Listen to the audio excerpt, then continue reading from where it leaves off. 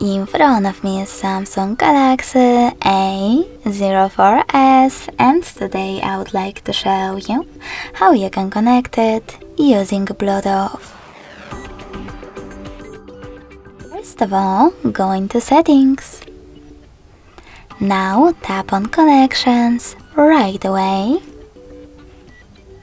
and click on Bluetooth.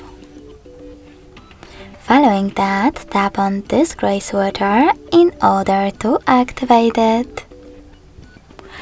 And wait for available devices to show. When they do, tap on the one that you wish to connect to.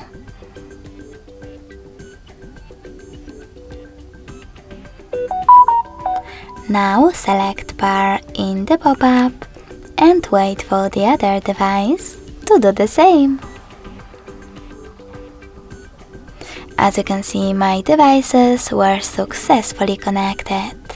If you want to disconnect them, tap on this gear icon next to the device. Choose Unpair at the bottom right corner and confirm your choice in the pop-up. If you want to connect to the same one, just click on it and tap on Pair again. Thanks so much for watching. If you enjoyed this video, smash that like button, comment and subscribe. Bye!